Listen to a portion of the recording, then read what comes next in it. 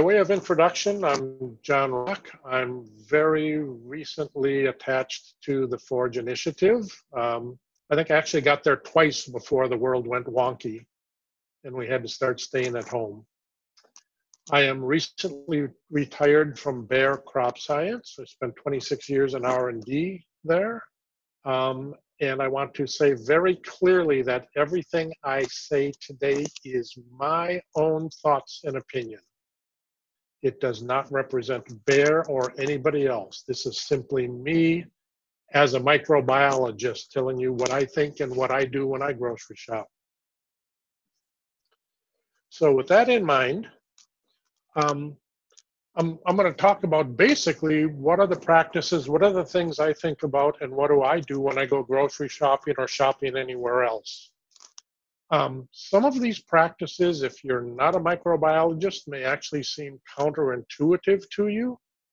So I'm going to start out with a little bit of background, and hopefully that'll put some of these practices I use in some context, and they'll maybe make more sense.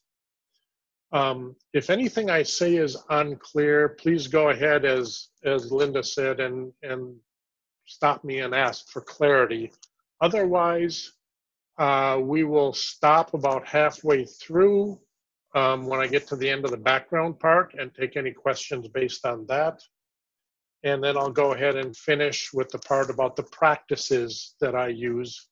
And then we'll open it up for questions again at the end for as long as we need to. And if I cough and hack, it is allergies. Still that season, and they have me again. So I wanted to start out by reminding everybody that we live in a world of risks, and those risks are associated with probability. For most of the things in our lives, there is no way to remove 100% of the risk. It's what people want when they have a knee-jerk reaction to an issue, but it's simply not possible. Every time you get in the car, there's a risk. There's a risk of an accident, there's a risk of an injury, there's a risk of a death. So risk is with us. We can do things to manage it and minimize it, but we can't make it go away. Our current world, where COVID-19 is the big gorilla in the room, there are risks involved, and there are some things we can do about those, and I'm going to talk about those as part of this background. In terms of COVID-19, the way we deal with that the most effectively is by managing the risks we can manage, controlling the things we can control, and being aware of the things we can't control. When you assess risks, risks come in all different types and flavors, but for today's purpose, we can kind of group them into two groups, even though there is truly a continuity across there. But the two groups I think about when I go grocery shopping are, there are high probability but low impact risks.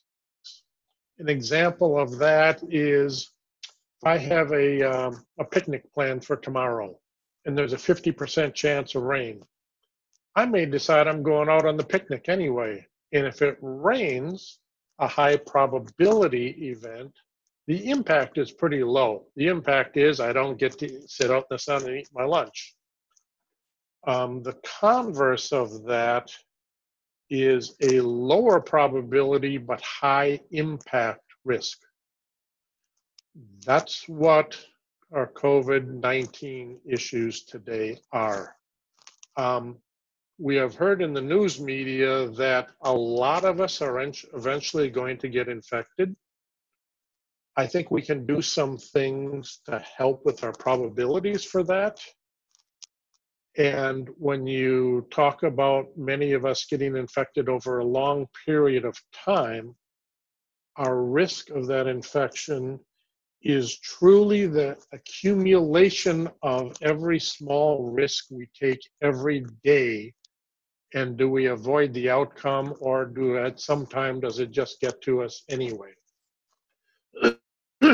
So any shopping trip is a low risk activity, but a very high impact one. The impact is you're sick, you're contagious, you're spreading the disease, and in the worst case outcome, you can die.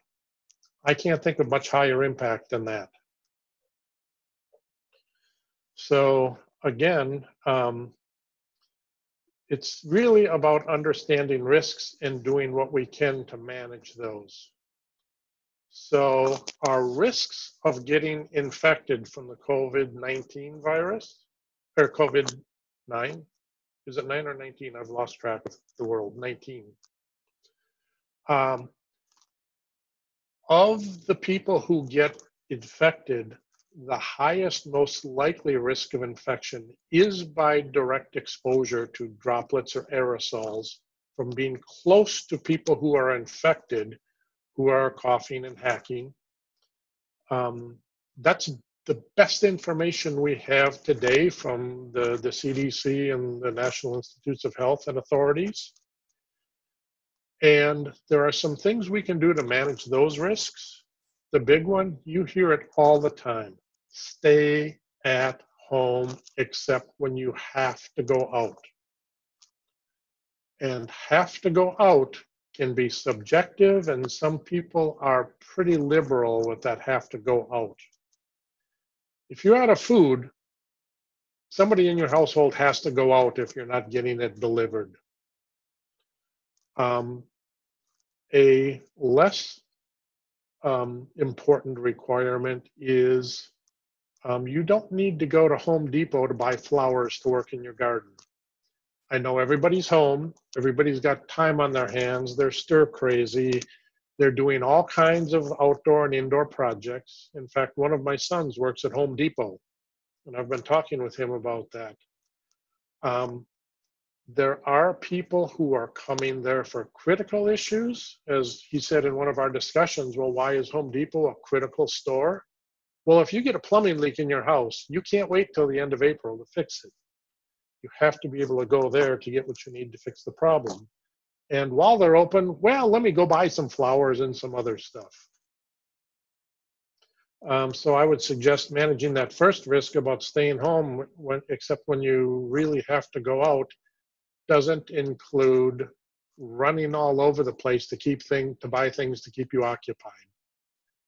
Just one example of the magnitude of what people are still doing. Again, when I talked to my son, he said Home Depot met all their sales projections this last week, meaning people are still buying everything that was in their plan 6 months ago. So they're not staying home. When you're out, social distancing, really big. If people are sneezing and coughing and spreading droplets and aerosols around, staying away is the best thing you can do other than not being there. And the third thing about direct infection by direct exposure to people who are infected is, and we're hearing this come out now as a recommendation, is wear a mask. I know you can't buy a mask right now. The wear a mask recommendation, I've heard people ask, well, before they told us not to, and now they're telling us to do it. Well, before they were trying, and it was unsuccessful, to not have people buy and hoard all the medical masks so medical providers could actually get to them. Now that that's a wishful thinking thing, the recommendation is when you're out, wearing a mask can help. Is it 100% foolproof? No. Neither is wearing gloves, neither is anything else I'm going to tell you. But again, you're managing the risks as best you can. And a mask doesn't have to be an N95 mask, the medical grade ones. Any mask is better than no mask. There's a lot of plans you can find on the internet for making your own right now. And despite a lot of people telling you, well, cloth doesn't fully protect you, I will say again, it protects you better than no mask at all. I intend to start wearing them when I'm out. My wife and I are working on making some from some plans we downloaded.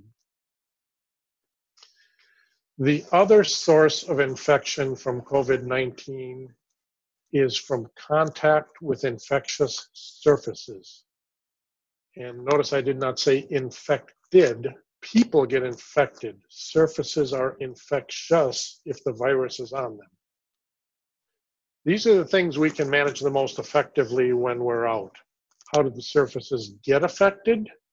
Well, it could be somebody who coughed or sneezed on the surface. It's more likely somebody who coughed or sneezed on their hand and then touched that surface. And I want to talk more about those in a minute. But managing these risks, again, are the things I'm going to talk about while we're going out. So when I go out shopping, I plan my activities around the equipment I have available. Gloves, which I happen to have, hand sanitizer, which I happen to have, and I take a trash bag with me, and I'll show you why as we get into this. I will talk later about what you can do if you can't get your hands on these items, because I know it's nearly impossible to buy gloves or masks or hand sanitizer right now.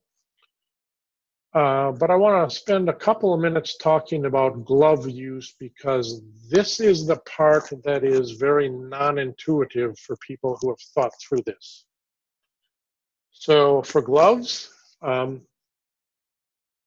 the usual latex glove. I had a box in my garage for just doing staining and stuff where I didn't want to get my hands all stained. These work great.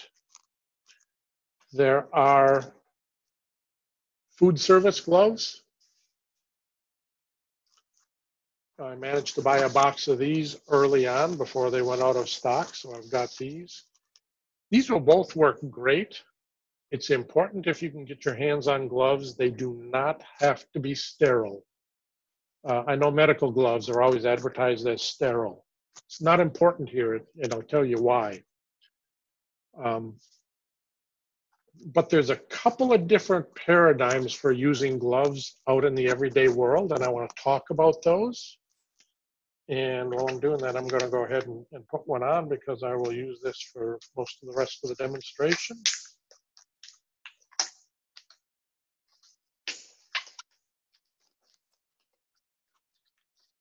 So the first glove paradigm you run into is in the food service industry, in restaurants and places like that.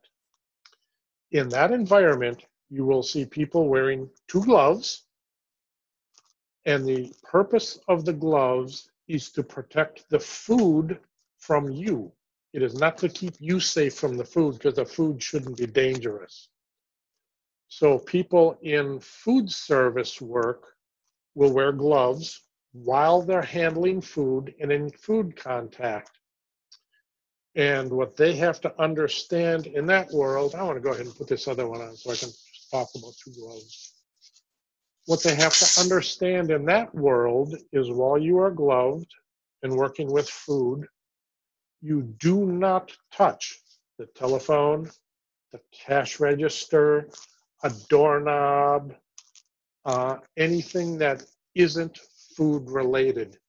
Because as soon as you touch that item, you pick up whatever germs were on that cash register, that doorknob, and then when you touch the food, you're putting that into the food. So in the food service industry, people working in there, when they use gloves, when they have to touch something else, they have to change their gloves out, to peel them off, throw them away, and put on fresh ones, because you learn not to touch those other objects while you're working in that environment. Excuse me for a moment. The other environment where you see gloves is in a medical environment. That's a different paradigm. I just told you, in food service, the gloves protect the food from you. In the medical environment, the gloves protect you from potential disease from things you're touching. That one is more relevant to what we're talking about today. So when you're in a doctor's office or the clinic or the nurse or whoever you see who's wearing gloves when you're examining you, those gloves are protecting them, again, from you. And the same paradigm exists there. When they're working with a patient with 2 gloves on, you do not touch the telephone, the doorknob, the clipboard. In that case, if you touch them, you are not picking up germs to put it in the food. You are potentially putting pathogenic organisms on that object that somebody else could get from that. So in that world, again, they wear gloves, and should they need to touch anything other than the patient, the gloves come off, and they do that and change them and wash their hands. Now, let me take a look at my notes here. Time for the word of the day. The word of the day is fomite. F-O-M-I-T-E. It's a microbiology term. A fomite is an inanimate object that can transmit disease through contact. It's that doorknob that you touched when your hands were contaminated, that phone.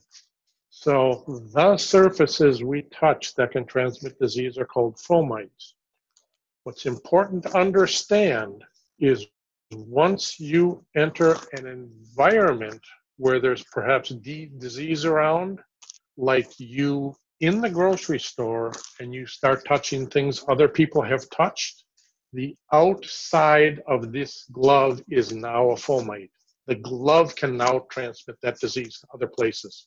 That's really important to understand and to keep in mind as we go through this.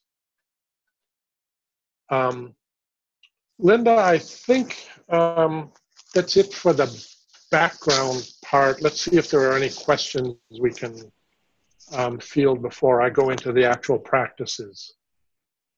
Okay. Let's see. If you have a question, I think you can now unmute yourself if you want to ask a question. Any questions? Is anyone there? Yes, still here. Yep, here. Yep, ready to get on to the next part and start asking questions about how you should interact in a grocery store. Was the first part clear so far? Yes. It was to me. Okay, good. Well, let's go ahead and jump in then. Okay, so now what happens when I actually go grocery shopping? In the grocery store, you are in an environment that requires a mix of normal glove use. In the medical situation, you wear 2 gloves to protect you from potentially infectious people, and you take them off when you need to touch something that is not infectious, like the doorknob or the phone. In the grocery store, you're in an environment where you're constantly working with both of those at the same time, and that's what I'm going to explain. When I go grocery shopping, with a mix of touching areas that a lot of people touch and things that should remain uncontaminated, I go shopping with 1 glove on. And in order to do this correctly, you have to mentally divide your shopping environment, which comes from the point where you walk into the store until your items are in your car. You have to divide that world into high contact surfaces and low contact or personal surfaces. High contact surfaces, anything that is touched recently by multiple people. When you're in the store, this is the handle on the store door if it's not self-opening. This is the shopping cart handle. The handle on the dairy case where you pull the gallon of milk out from. The pin pad at the checkout. This is a big one. And by the way, it's that same pin pad when you're getting gas or anywhere else.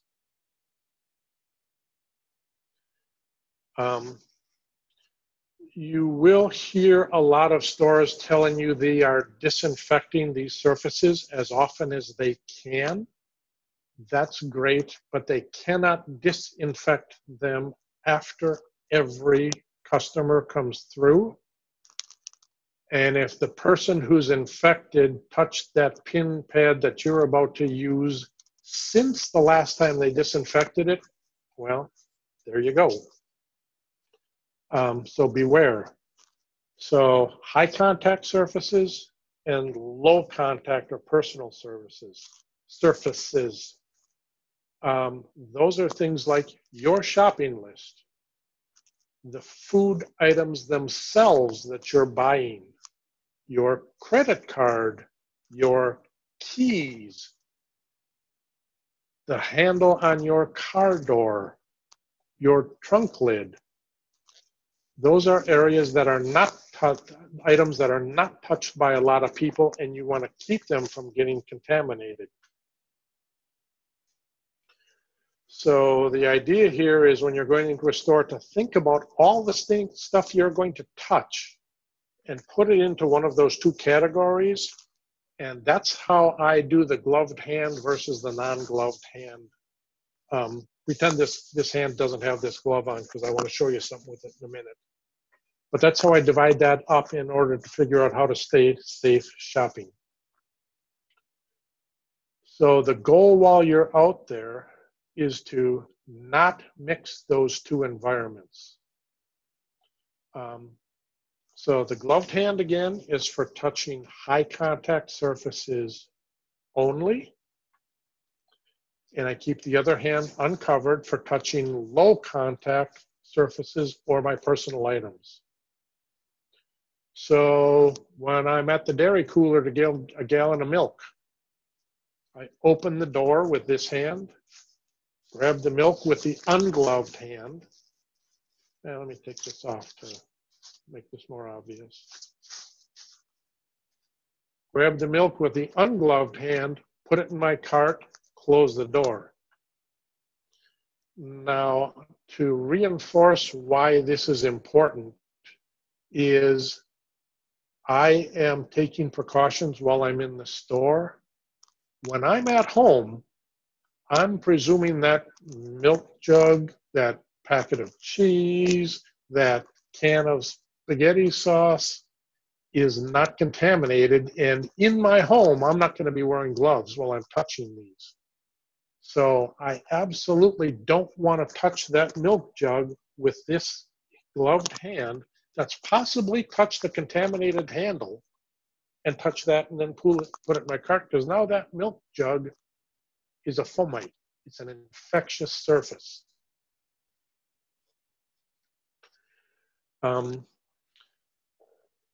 With this paradigm of one gloved hand and one ungloved hand, it's got an interesting accidental kind of benefit. If you have gloves, they last you twice as long because you're only using one at a time. You have to constantly think about which hand you're going to touch each item with. And this, I have found out personally, is a challenge, because when you're in the store, you find yourself distracted and focused on finding items that have been out of stock for days or weeks. And you tend to not think clearly about which hand should I touch everything with. I still make mistakes. You do the best you can. Now, it's personal choice which hand you want to put the glove on. In my case, I based it on what items do I need to reach, personal items that I don't want to touch with a gloved hand. For me, my car keys are in my right pants pocket.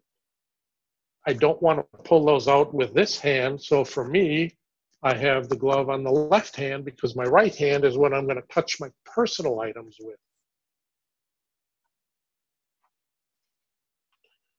But you decide which one is best for you. And at this point, I will tell you this scenario can work if you choose to wear gloves on two hands. for me, having an ungloved hand is a better reminder that I don't touch personal items or low contact surfaces with this, and I do with this. I'll just give you a couple of anecdotes at this point from things I've seen in the stores. I see a number of people wearing gloves on both hands, and I see them indiscriminately touching the shopping cart handle, the door cooler, everything else with either hand, and grabbing products with either hand and putting them in their cart. Well, they think those two gloves are keeping them safe, but they're actually defeating the purpose of the gloves, because both are now potentially contaminated, and everything they touch and bring home is potentially contaminated. I mentioned a minute ago that you should wear a face mask if you've got one. I was in a store earlier this week when I went on my weekly shopping trip. Saw a gentleman there in the aisle I was in. He had gloves on both hands. He had a mask on. And I've seen people do this more often than is believable. He had a mask on, but he had it pulled off his nose. So it's over his mouth, and you'll see people wearing them this way. So they're breathing in any potential virus. The mask isn't really helping them much. It's maybe helping the rest of us if they sneeze. But not only did he have two gloves on and his mask down here, he was holding his phone in one gloved hand, talking on it. So again, he's potentially contaminated his phone. And his other gloved hand was rubbing his nose. Now, he was wearing two gloves, so he had this sense of protection and security, but it was gone in his world. So again, I choose to wear one glove because it helps remind me, touch the shopping cart, touch the milk. The challenge here is when you're going through the store this way, you have to plan to do everything you're doing one-handed. You push the shopping cart with this, that works fine. And if it starts to get full and heavy, it can get hard to maneuver with one hand. You probably never thought about it because you normally drive it with two. If you drive it with one for a few minutes, it starts to get unwieldy. Simple solution, grab the basket near the front or on the front and pull it. Works great. Where's your shopping list? How are you going to get to your shopping list and not contaminate it? Something to think about ahead of time and figure out how you're going to do that. My shopping list happens to be on my phone. You may have noticed my phone is sitting here. My phone is normally in my pants pocket. When I go shopping, my phone is where I can get to it easily with my ungloved hand. I can manipulate it with one hand to go through the shopping list and put it back.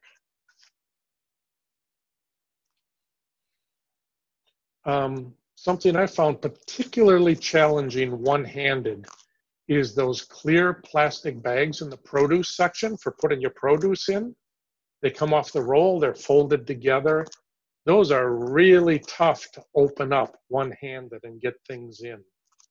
One thing you can certainly do is you can go into the store before you put your glove on and before you touch a shopping cart or anything else and pull some of those bags off the roll, open them up with two hands, then put your glove on and set them down in your shopping cart so when you're ready to put stuff in them, they're already open and waiting. Again, it's thinking of what you touch with which hand and how you're going to go about it. After you're done shopping, you get to the checkout. You might be more comfortable at a self-checkout, since at a self-checkout, the checkout clerk isn't touching your items. I personally don't feel like the clerk is the highest risk place in the store, but it's still a risk. If you're at a self-checkout, you still have to remember to check out one-handed. You don't pick up products with this hand and run them through the scanner. If there's a hand scanner or a screen that you have to touch, absolutely with the gloved hand. You hold the scanner, you touch the screen, you pick up your items which you don't want to contaminate with this hand, scan them, put them in the bag. You've got to do that, again, all one-handed.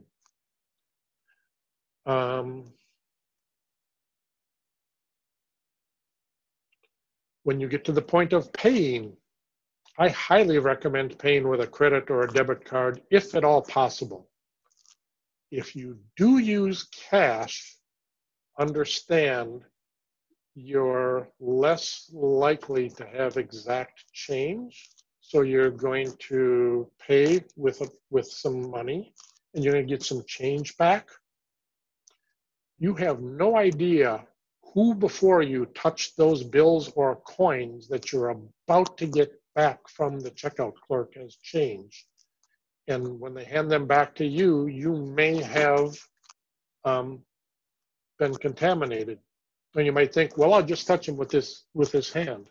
Okay, what are you going to do with the money then? Eventually, you're going to take it home and scrub it, maybe. So I highly recommend using a card. Now, getting cash or a credit card out and putting it away is another one-handed challenge. Personally, getting my credit card out from a man's wallet in my back pocket, one-handed, is quite a challenge. There is a simple solution to that.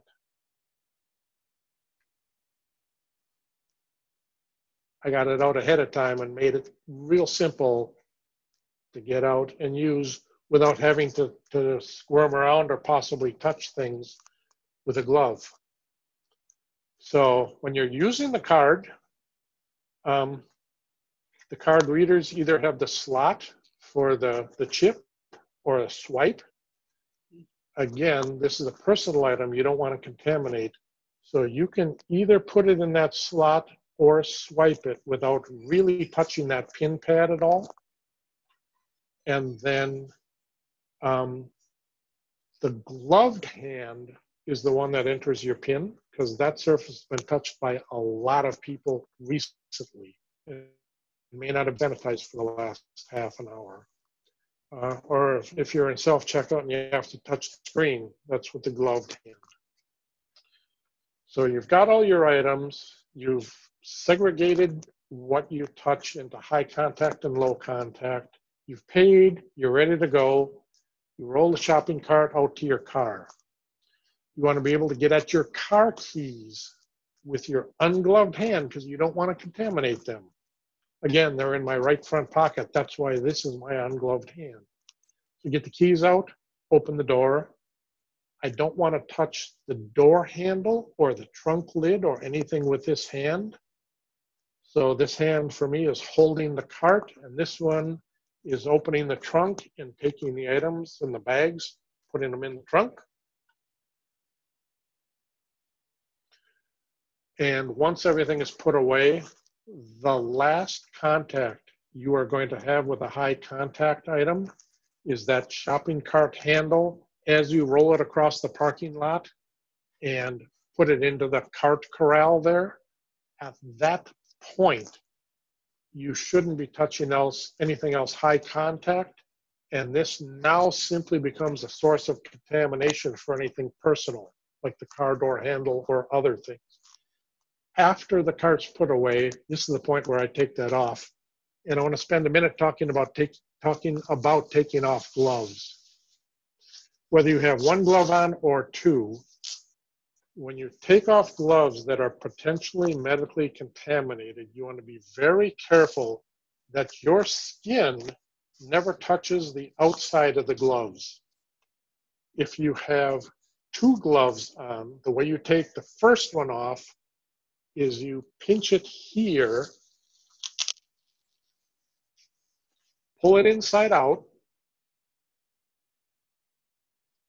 and now if you only have one glove on, you can pretend we didn't go through that, but if you have two, you keep it here.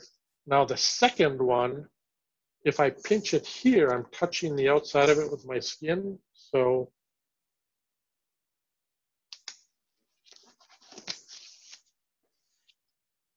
now the contamination is inside this. I still don't treat it lightly. In my car, I should have got this ready ahead of time. I'm going to put this down for just a second. In my car, on the front seat next to me, I have a bag like this that I've already opened up so I can simply drop the glove in there. And that's the point where I pull up my hand sanitizer and do a good job of sanitizing my hands. And that bag stays there in case I have another stop that day. And I do try to do all my shopping at one time.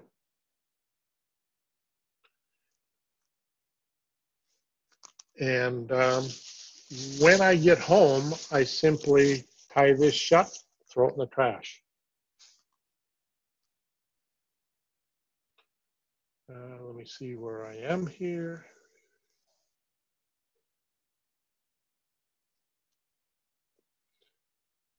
Okay, that pretty much describes the process I use. Now there's some questions that I know are already out there. What do you do if you don't have and can't get gloves or hand sanitizer or both? You do the best you can. Let me talk for a minute about ways you can possibly deal with that. As I said, I bought this early in the infection process here because I knew what was coming, but you can't find gloves online anymore. Same with hand sanitizer. I don't have a stock of it, but I bought some alcohol and I'm making my own. Something important about making your own hand sanitizer. There's all kinds of recipes on the internet, but unfortunately, all kinds of people have read those and they're hoarding the ingredients. So it's hard to find alcohol. I found it interesting that if you go to a Target or a Walgreens or a CVS, there's none. And as soon as they get any, it's gone in minutes because word gets out. I was at Harris Teeter a couple of days ago doing my shopping, and I walked through their healthcare section, and I happened to notice bottles of alcohol there. So if you're looking for it, you might want to look in less obvious places where people hoarding it might not think of it. If you can find the alcohol, whether it's ethanol or isopropyl rubbing alcohol, those are equally effective for sanitizing your hands. When you find them, it's important to read the label. You will typically find rubbing alcohol as a 60 or 70% alcohol solution. That is the concentration you need to kill viruses and germs. So if you find that, don't dilute it. If you happen to find some, and this is when it's available, this is also around, it's 91, 95, 99% alcohol. Those actually work better if you dilute them down to 60 or 70% because high concentration alcohol doesn't kill bacteria and viruses as fast or as well as 60 or 70%. Gloves. It's really hard to find gloves right now, nearly impossible. If you happen to have some reusable gloves around the house, like maybe under your kitchen sink, these will work just fine. And you don't actually have to throw them away. You simply need to be cautious when you take these off. You do the same, turn them outside, inside out thing, throw them in your bag. However, when you get home, empty the bag into some hot soapy water and wash the gloves just like you would your hands. And you can reuse them if you wash them carefully. Now, what do you do if you can't find sanitizer or gloves or anything else? Well, what I would do if I ran out of gloves and sanitizer when I went shopping, I would have a plastic dish tub in my trunk and a pump bottle of hand soap. and a gallon jug of clean water and a towel. And after I got done touching the high contact stuff, like the shopping cart handle, I would go to my trunk and wash my hands in the trunk in that dishpan with soap and water. Keep in mind the fact that you touched something that might have virus on it does not mean you're immediately infected. It means you are infectious. That's why you don't want to rub your face. So if you go immediately and at least wash your hands, even in your trunk, with soap and water, you've done about everything you can do to protect yourself. You can also take advantage if the store you're in has restrooms. Go there and wash your hands. Go ahead and take advantage of it. Just be careful of touching faucets, door handles, etc. after you've washed them. So in general, what you want to do when you're shopping is just think things through before and while you're engaged in those activities. Think ahead and plan what you're going to do and how you're going to manage it. Keep that high contact, low contact focus in front of you while you're out, and do the best you can with what you have. And that's my spiel for the day. So let's go ahead and open it up for any questions anybody might have at this point. Anyone have any questions? You can unmute yourself, I think. Let me know if you can't. I just unmuted me, so it works. Hey, John, it's Kim talking. Can you hear me? Yep. I've got a couple of questions. One of my questions is particularly about food delivery services. Different stores will allow you to ask and request grocery items, and then they'll do the grocery shopping for you. Do you think that's any better or worse, considering we don't really know what kind of precautions the employees are taking?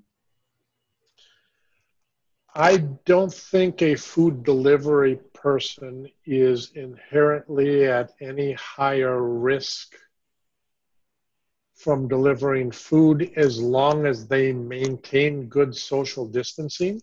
Just talking with a friend of mine about this very thing. He has, at least at his house, when that person arrives with the bags of groceries, he has the garage door open and he has them set it on the garage floor, and he thanks them from a distance. And he actually does more rigorous follow-up, but he's got a special case. Well, I'll go ahead and tell you what it is. He's got a daughter living with him who had a kidney transplant, so she's permanently on immunosuppressants. He actually wipes everything off with bleach. Yeah. You can do that. It doesn't hurt.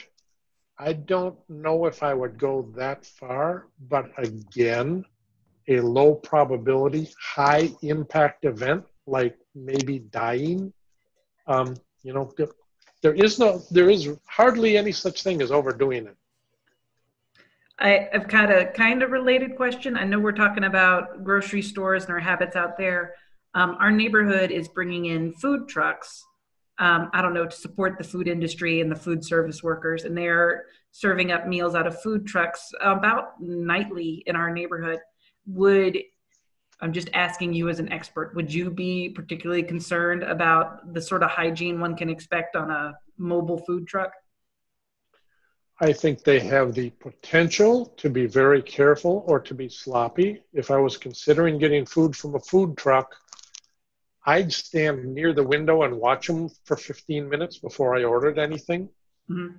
If they seem to have gloves on that they're preparing food with and getting your money and getting you change back, no, I wouldn't eat there.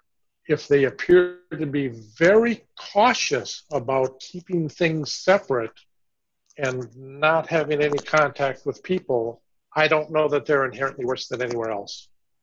Okay, that does it for me. Thank you so much. Yeah, you actually have the bonus with the food truck in that you can sit there and watch them for a while rather than delivery from a restaurant where it simply shows up and you have no idea what they did. Thank you again. Mm-hmm. Any other questions?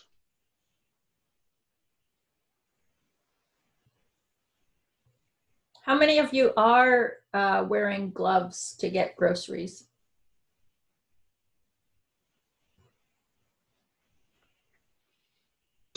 I just raised my hand to show that I'm one of the people who's doing that. And until I talked with you, John, I was doing 2 gloves, but treating them the way you do the ungloved and gloved.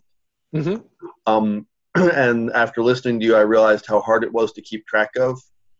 And when I talked with you earlier in the week, and so I've tried the 1 glove only, which doubles the length of time I have gloves for, and then washing my hands really, really thoroughly. And that is a little easier to keep track of. I think I'm making fewer mistakes.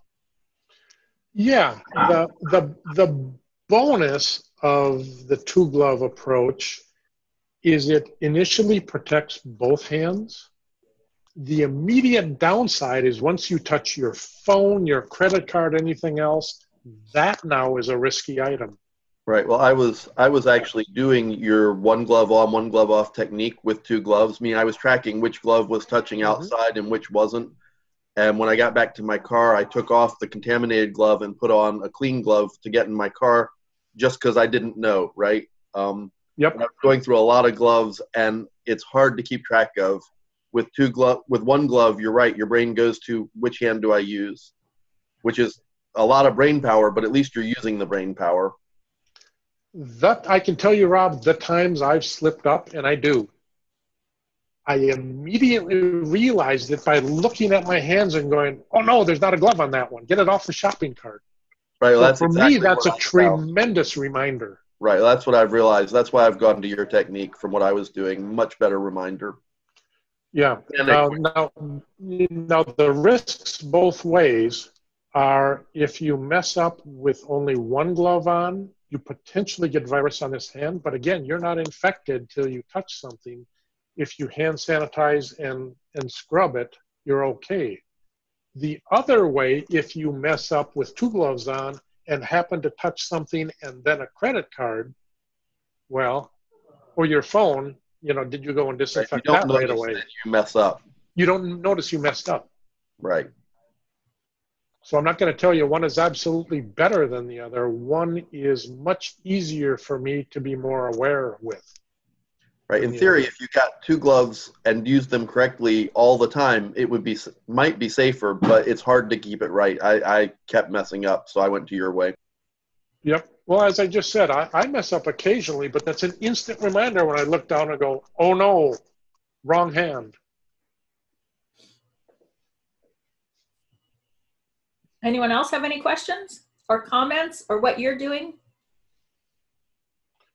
Just feedback is also appreciated if you just have feedback on what I've gone through here.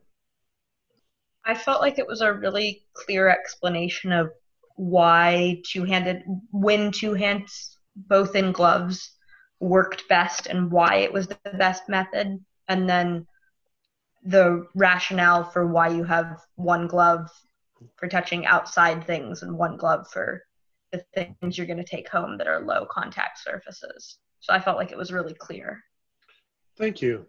I relate that back again, and when you're in the store, watch this because you'll see it to those examples I told you earlier in this discussion about people who I did see wearing 2 gloves, is they felt protected and they didn't pay any attention to what they're doing because they felt protected by 2 gloves.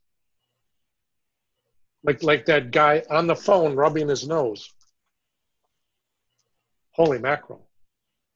Right. So I did find a case where I put 2 gloves back on. I discovered that my car was not inspected and that I risked being stopped for having an uninspected car. So I had to go through an inspection station, and they wouldn't let me drive my car into the shop for them. So I had to let somebody else get in my car and drive it, 12 feet into the service bay. So I stayed out of the car, but I took my gloves with me. And when I got back in, I treated my car as a fomite, as an infectious surface. So I wore 2 gloves, got in, drove it home, and got out wipes and cleaned it up as best I could. Again, not perfect, but as best I could, because I figured the steering wheel and the shift knob and the turn signal and all that had just been handled by someone I knew nothing about, who's handling other people's cars all day. So that, in that case, I wanted 2 gloves. I felt more like the more like the doctor you described who doesn't want to get infected. Yep. I think that was a very practical approach to that. And beyond the approach itself, the thing that's going to help you the most is think about things before you go do them. Spend a moment and figure that out when you find yourself in that situation and go, okay, I wasn't expecting this. Now what am I going to do? Instead of just jump in and, oh, well. And so that's the feedback on your talk, is from having talked with you earlier in the week when you were planning this, is it caused me to think ahead. It made me think about which side of the barrier am I on, and why, and what do I do about the surfaces that come with me, the ones I can't leave behind that might be infectious. That was really helpful, so thank you. Yep.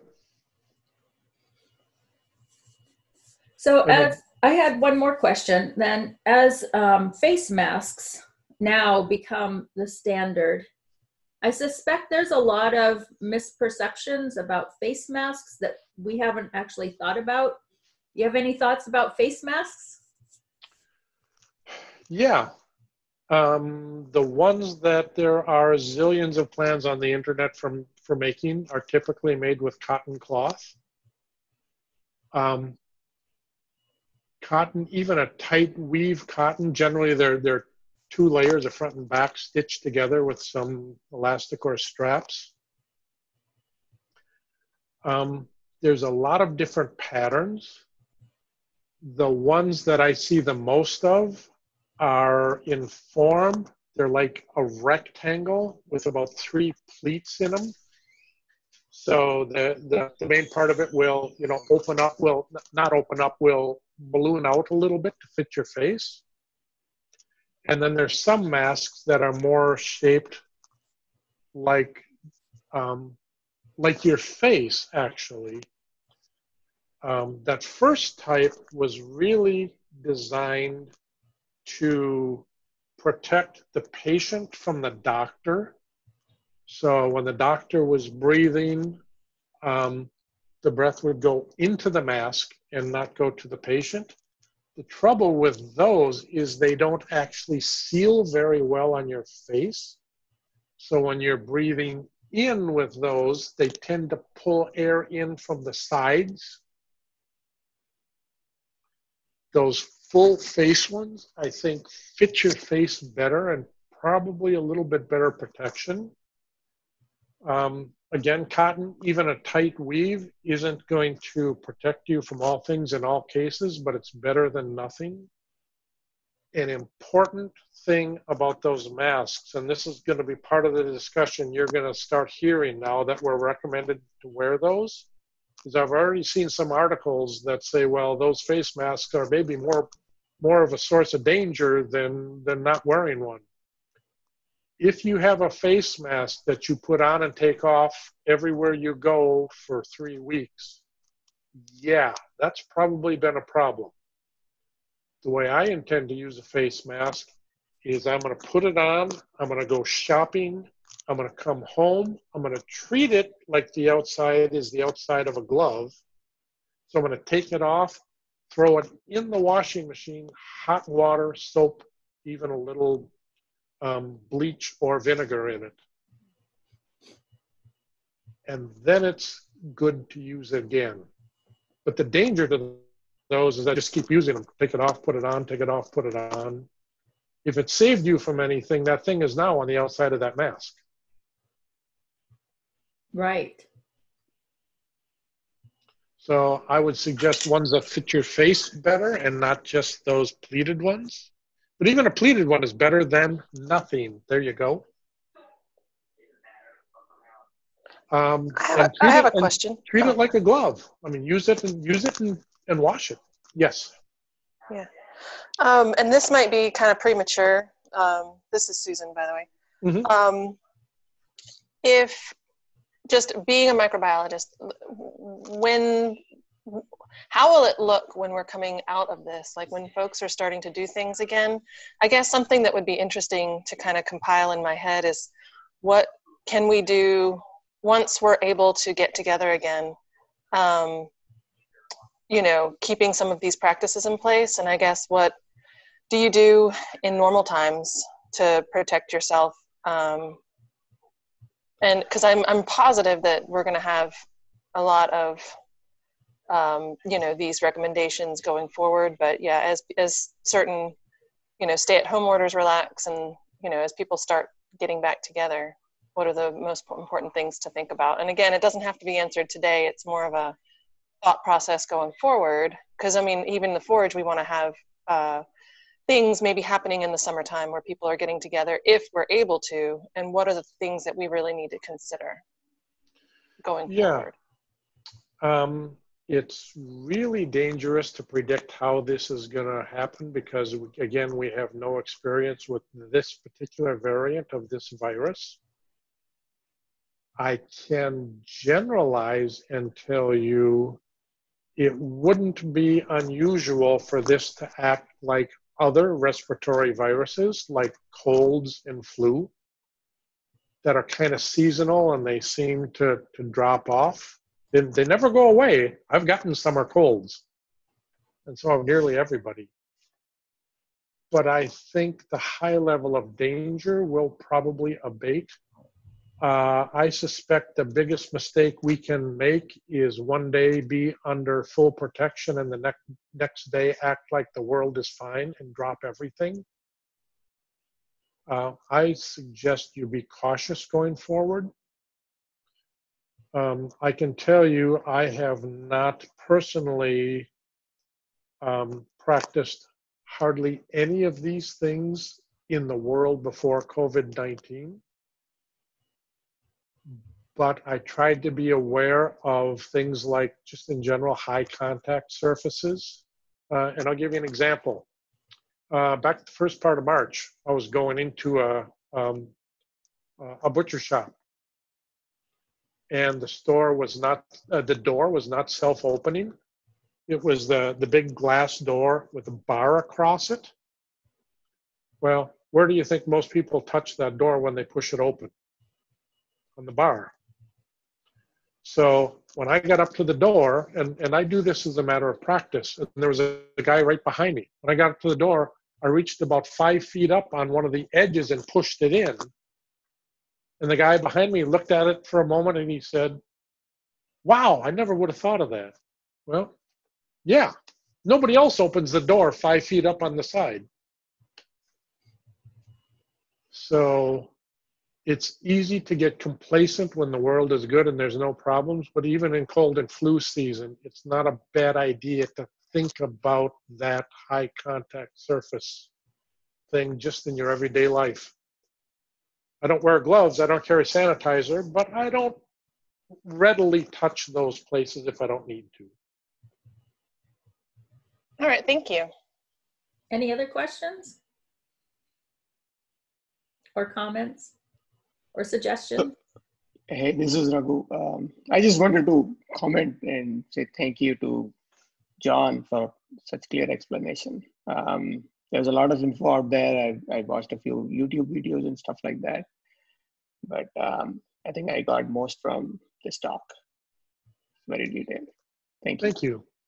Well, I really hope it was useful. And I won't profess that these are all the things you should pay attention to. These are simply the things I think about when I go out. Now, is there a guarantee I won't get infected? Of course not. But I hope I've managed the risks I can manage to the point of my abilities. So I had one more question. This came up this morning. My husband and I were walking on a fairly isolated path, but there were a few runners. And as the runners went by, we safely distanced. We had a couple dogs, so we stepped off the trail 6, 8, 10 feet. The runners ran by, breathing heavily out of their lungs without a mask. We didn't have masks. We were breathing fairly heavily because we were walking pretty quickly. And we moved back into the path. And about halfway through, I thought, I wonder how long airborne particles stay in the air when you're out in nature like that. Any ideas? Depends on how much wind there is. Mm-hmm. Aerosols and droplets can stay airborne from minutes to in dead calm air, maybe an hour or more. Now, are there enough of them to infect you? I don't know. I wouldn't stress out lying awake worrying about that. You do the best you can. Good news is I read that apparently high humidity causes these large viruses to fall out of the air much faster because they act as an accretion point for the humidity to turn into a drop. So in North Carolina, it's going to get that they're shorter and shorter lived in the air, apparently, because I'm sure we'll have high humidity this summer, just at a guess. So at that point, we'll actually be able to hear them hit the ground as they drop? Maybe, given North Carolina humidity. Okay, any other questions? This was really informative, and I'm really glad that we were on. I mean, Yeah, I think thank you so much. comments right now are just thank you. You're welcome. Okay, well, thank you so much, John. Welcome to the Forge, by the way. Yeah, thanks. Sometimes we meet in person and we do things that are fun, you know, without being online, but this is where we are today. Yeah, in an alternate world, you meet in person. Exactly.